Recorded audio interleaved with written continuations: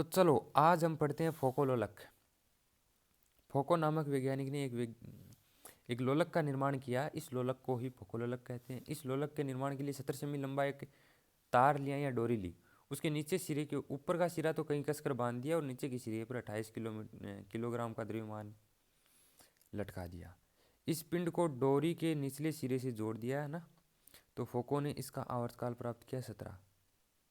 तो फोको लोलक का निर्माण पृथ्वी का कोणीय वेग ज्ञात करने के लिए किया गया है। हम जानते हैं कि ये कोरियोलिस बल एफ सी बराबर माइनस का 2m omega vector cross v vector.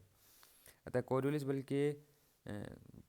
बल कोणीय वेग ओमेगा और लोलक के रे के वेग v के लंबवत कार्य करता है। अतः कोरियोलिस बल फोको लोलक के लिए ओमेगा के लंबवत घटक ओमेगा साइन लेम्डा के कारण ही कार्य करता है। अब देखो आप, अतः फोको लोलक का आवर्तकाल क्या होगा? t बराबर 2 pi upon omega sine lambda. और इसको छोड़ो, पृथ्वी का आवर्तकाल क्या है? 24 घंटे। तो ओमेगा क्या होता है? 2 पाई अपॉन 24 घंटे, 2 पाई अपॉन टी होता है। तो आवर्तकाल पृथ्वी का क्या है? टी। तो पृथ्वी के लिए कोणीय वेग 2 पाई अपॉन 24 घंटे और ओमेगा बराबर 2 पाई अपॉन टी होता है। तो ये ओमेगा बराबर 2 पाई अपॉन टी इस समीकरण में रखेंगे हम, तो ये आता है हमारे पास में।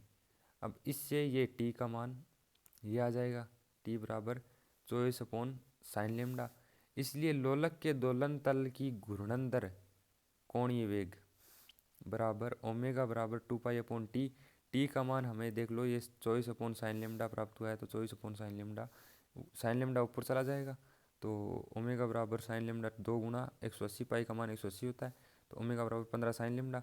अगर लेम्डा बराबर 0 होगा, भूमध्य रेखा पर लेम्डा बराबर 0 होगा, तो ये ओमेगा बराबर भी 0 होगा, क्योंकि साइन जीरो बराबर 0 होता है। और यदि लेम्डा बराबर 90 डिग्री जो ध्रुवों पर होता है वो हुआ, तो ओमेगा बराबर 15 रेडियन प्रति घंटा हो जाएगा, क्योंकि साइन 90 का मान होता है 1। अब चलते हैं अगले पेज पे। अब देखो, कोरियोलिस बल का लोलक पर प्रभाव या फोको लोलक। ये एक प्रकार का सरल लोलक होता है। इसमें 28 किलो का द्रव्यमान एक 70 सेमी लंबी तार से इस प्रकार से दृढ़ता से बांध दिया जाता है, ये किसी भी दिशा में घूम सकता है स्वतंत्रता पूर्वक। और इसका आवर्तकाल 17 सेकंड प्राप्त किया जाता है। क्योंकि पृथ्वी अपने अक्ष पर घूर्णन कर रही है, इसका मतलब इस लोलक पर कोरियोलिस बल लगेगा और इस पर के प्रभाव से लोलक द्वारा पृथ्वी के घूर्णन का कोणीय वेग ज्ञात किया जाता है। मतलब इस बल जो कोरियोलिस बल लग रहा है, इसके प्रभाव से लोलक की सहायता से पृथ्वी के घूर्णन का कोणीय वेग ज्ञात किया जाता है। जब इस लोलक को पृथ्वी के ध्रुवों पर दोलन कराते हैं, तो पृथ्वी के घूर्णन के कारण पृथ्वी के कोणीय वेग ओमेगा और दोलन करते हुए लोलक के वेग वी डैश वेक्टर से बनने वाले दोलन तल के लंबवत दिशा में गोले पर क्या लगेगा?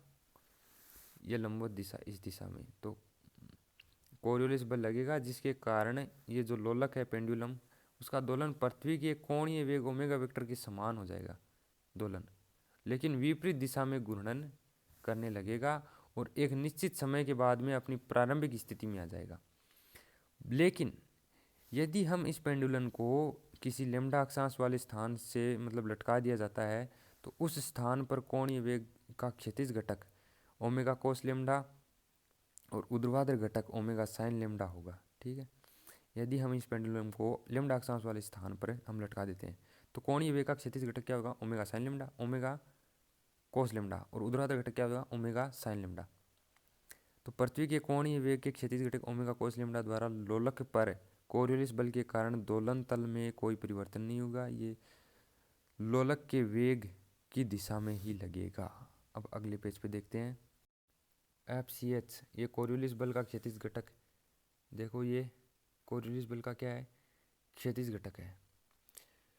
तो ओमेगा और वी डैश वेक्टर है वो समान दिशा में है और ये कोरियोलिस बल का क्षैतिज घटक है। लेकिन पृथ्वी के कोणीय वेग के ऊर्ध्वाधर घटक ओमेगा साइन लेम्डा के द्वारा दोलक के वेग वी वेक्टर के लंबवत क्षैतिज दिशा में एक कोरियोलिस बल लगेगा, जो दोलन तल को उत्तरी गोलार्ध में क्लॉकवाइज और दक्षिणी गोलार्ध में एंटी क्लॉकवाइज घुमा देगा। दोलन का आवर्तकाल क्या होगा? टी बराबर 2 pi upon omega sine lambda. पृथ्वी के लिए ओमेगा बराबर 2 पाई अपॉन 24 होता है।